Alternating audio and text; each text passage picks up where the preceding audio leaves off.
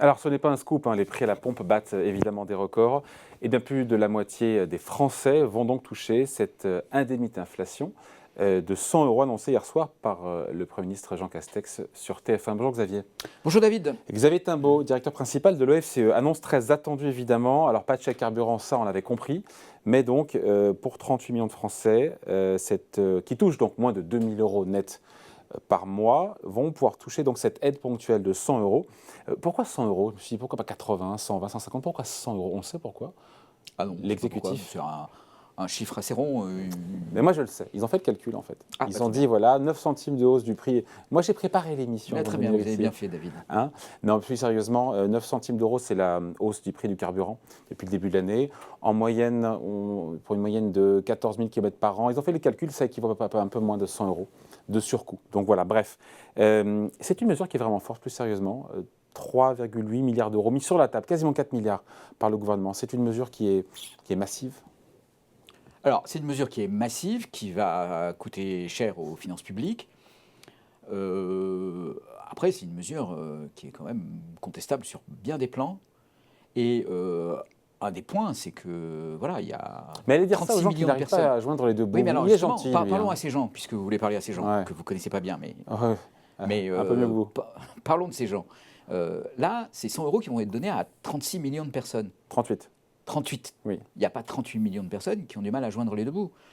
Celui qui utilise sa voiture tous les jours, qui fait 150 km pour aller travailler, pour qui le surcoût des 9 centimes que vous évoquez depuis le début de l'année n'est pas de 100 euros, mais de 100 euros par mois, parce que c'est à peu près ça, comme vous avez fait le calcul, vous devez le savoir, celui-là, il va recevoir 100 euros et il va dire mais non, mais ça colle pas, parce que moi, ça m'a coûté depuis le début de l'année 1 000 euros. 2 000 Donc ça euros. cible trop large, c'est le fait de. Parce Mais qu'au final. c'est que ça cible pas du tout, David. Oui. David, ça ne cible pas du tout. Parce que ça touche à la fois les actifs, les retraités, ceux qui ont une voiture, ceux qui n'en ont pas. Ceux qui l'utilisent, ceux qui ne l'utilisent pas, ceux qui font 150 km par jour pour aller au travail ou pour exercer leur profession, parce que c'est un artisan qui répare. Mais sinon, on aurait hurlé à la Chambre en disant c'est une usine à gaz, c'est compliqué, c'est pas lisible comme mesure. Là, au moins, c'est facile pour 40 millions de Français quasiment. Ça, oui, c'est il y a sûr, 100 euros qui vont dépenser tomber. 4 milliards d'euros comme ça, d'un coup, c'est facile, oui. Mais enfin, si on s'interroge sur est-ce qu'on veut avoir un impact et un bénéfice derrière, encore une fois, il y a des gens qui vont recevoir ces 100 euros qui vont dire je ne comprends pas pourquoi je les reçois. Ils seront contents. Et puis il y en a qui vont dire je reçois 100 euros alors qu'en fait ma facture elle a augmenté de 1 000 euros ou de 1 500 euros. Et là je ne comprends pas pourquoi. Pourquoi il y en a qui reçoivent alors qu'ils n'en ont pas besoin. Donc ce et moi, dispositif arrose trop large. Il arrose beaucoup trop large, il coûte très très cher, très très cher. 4 milliards d'euros, c'est une somme qui est considérable. C'est la moitié du RSA, David. C'est il y a quelques semaines, il y a même pas quelques jours, France 2030 qui a été présenté avec tout un plan pour investir dans les énergies de demain, nécessaires à la transition environnementale. Est-ce que vous pouvez me dire combien il y a d'argent qui vont être mis par an au titre de France 2030? Non. Alors je vais vous dire, c'est 6 milliards.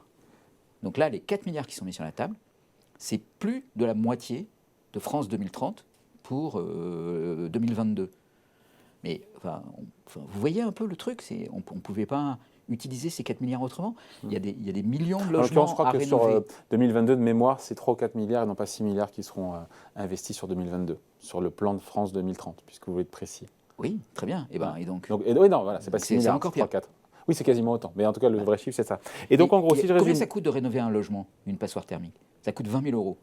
Avec 20 000 euros, vous pouvez faire combien de logements avec ces 3 milliards? Donc, si on des dizaines de milliers, David. Donc, 4 milliards, c'est une somme. Voilà ce que ça a coûté aux finances publiques, même si on verra tout à l'heure comment potentiellement ça peut être financé. 4 milliards, voilà, c'est une grosse somme pour les finances publiques. Mais selon vous, il y a trop de gens qui vont toucher cette prime qui n'en ont pas nécessairement besoin.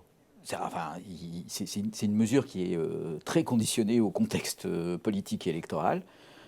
C'est une mesure qui a très peu de pédagogie. C'est beaucoup d'argent qui aurait pu être investi de façon tout à fait différente par rapport à la question de la compensation et de la protection des plus vulnérables face aux hausses futures à venir, des coûts de l'énergie fossile qui sont indispensables pour réussir la transition, mais aussi à tous les investissements qu'il faut consentir pour changer nos modes de vie et décarboner nos maisons, nos transports, notre consommation, notre agriculture, par rapport à toutes ces choses-là qui vont peser sur les consommateurs. C'est aussi un très très mauvais message. C'est-à-dire que là, on dit quoi? On dit il y a un peu d'inflation, on vous donne un chèque de 100 € pour compenser ça. En plus, vous voyez, on sort de presque 20 ans de très faible inflation. L'inflation en France, aujourd'hui, elle est à 2,2% par an. Et quand on enlève la partie énergétique, elle est à 1%. Et là, on dit, quand on atteint 2,2 d'inflation par an, il faut en rendre un petit peu aux ce qui est la Français. cible de la Banque Centrale Européenne, au passage, plus 0,2, il faut donner de l'argent aux gens pour les protéger contre cette inflation qui est intolérable. Mais comment on va faire quand il y aura 2,5% d'inflation et quand il y aura 3% d'inflation? Ouais, on ouvre une brèche, quoi. Mais c'est plus qu'une brèche, là. C'est un... J'ai pas de mots. Bon, en tout cas, il fallait une réponse politique. Cette réponse, en tout cas, elle est massive. Pour vous, encore une fois, elle ne cible pas celles et ceux qui vont, finalement, qui vont avoir besoin de cette aide pour celles et ceux qui font beaucoup de kilomètres avec leur voiture. Voilà. Ok. Donc, elle ne les cible pas. Donc, En même temps, le dispositif, il est facile, encore une fois. Il va être versé en décembre pour les salariés, ensuite pour les retraités, pour les indépendants. Personne n'est laissé de côté. Donc, elle est... Ok, c'est probablement la facilité de mise en œuvre, de lecture, de compréhension, d'exposition qui ont présidé au choix qu'il y a derrière. Mais oui, enfin, ça ne peut pas être des bons critères. Les bons critères, ça doit être est-ce que c'est équitable, est-ce que c'est juste, est-ce que c'est une mesure qui est investie dans le long terme et qui est en rapport avec les problèmes auxquels on va être confronté ou pas. Enfin, en même temps, les Français attendaient majoritairement une baisse de taxes sur le prix de l'essence. Ça ne vous plaît pas non plus, ça? Ah non, mais ça, il n'y a rien qui lui plaît. Ça, c'est bien pire. Avec vous, on ne sait pas à quel sein se vouer. C'est ça. Mais en tout cas, une baisse des taxes sur le carburant aurait été encore plus hérétique. Vous voyez? Parce que, en fait, ce qu'on fait, c'est qu'on aurait dit quand le prix de l'essence augmente, on baisse les taxes, donc on dépense des sommes folles. Alors, 1 centime de moins de taxes, c'est 500 millions d'euros. Oui. Donc, si on s'en tenait aux 10 centimes pris par le prix du carburant, on avait 5 milliards d'euros. Ce qu'on a mis quasiment là sur la table. Si on voulait baisser les taxes de 30 centimes, qui est l'augmentation depuis un an, pas depuis le début de l'année, mais depuis un an, ça aurait été 15 milliards d'euros qu'il fallait mettre sur la table en baisse de taxes. Et là, évidemment... Et de manière pérenne, parce qu'après, une fois qu'on l'a baissé, c'est difficile de la remonter. Et de manière pérenne. Alors que là, cette mesure, elle a quand même la qualité d'être plutôt... Et puis c'est totalement temporaire. orthogonal avec nos engagements, encore une fois, en termes de réduction de gaz à effet de serre. Non, c'est pas orthogonal. C'est dans l'autre sens, en fait. Ouais. C'est-à-dire que ça va dans... Oui, enfin, orthogonal, vous avez compris l'idée. Non, mais orthogonal, ça veut dire que ça n'a pas de rapport. Mais là, c'est contradictoire. Oui, voilà. C'est-à-dire que ça va dans l'autre sens. Ouais. Ça va dans le sens de l'augmentation des gaz à effet de serre. Bon, ok. 4 milliards d'euros, encore une fois, qui ne feront pas déraper le déficit public pour 2022 à 5%, nous dit le Premier ministre, parce qu'apparemment la mesure serait financée sur des crédits non consommés, c'est un peu technique, sur des crédits non consommés, et aussi sur le fait que la croissance redémarre plus vite que prévu cette année, la reprise est plus forte, et donc il y aura plus de recettes fiscales. On l'entend ça ou ça a bon dos? Enfin, non, on l'entend, mais en même temps, il faut quand même aussi un peu remettre les choses dans leur contexte. On va avoir un déficit public à 5%, c'est beaucoup. Donc... on aurait très bien pu dire, en fait, le déficit, il ne va pas être à 5%, il va être à 4,8%, ça aurait été mieux. Et là, on dit... Vous avez changé, vous avez viré de QT, oui. Maintenant, vous allez me dire que c'est plus... Mais pas du tout. Enfin, vous êtes rigoriste maintenant sur pas du tout. L'économie française reprend. Il y a des pénuries de production dans tous les secteurs.